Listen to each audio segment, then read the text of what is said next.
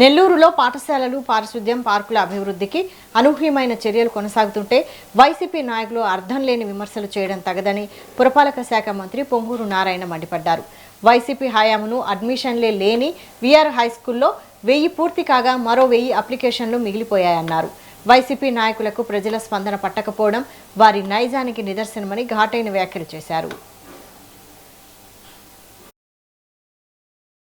నిన్న ఇవాళ ఈ 2 రోజులు అటు విద్యాశాఖకి సంబంధించి అటు అధికారులు డిఈఓ ఎంఈలతోనూ మరియు మిగతా అధికారులతో కలిసి ఈ యొక్క స్కూల్స్ మీద రివ్యూ చేయడం జరిగింది. ఎందుకంటే ప్రభుత్వం యొక్క ప్రాధాన్యతలు అతి ముఖ్యమైనవి హెల్త్, ఎడ్యుకేషన్. సంక్షేమాలు చేసే దాంట్లో ఈ 2 అతి ముఖ్యమైనవి.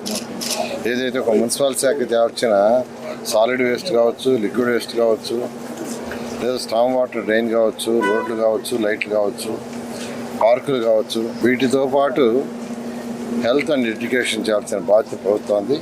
ఆ నేపథ్యంలోనే గౌరవనీయ విద్యాశాఖ మంత్రి యువ నాయకుడు లోకేష్ గారి యొక్క ఆధ్వర్యంలో వారు ఇచ్చిన సూచనల మేరకు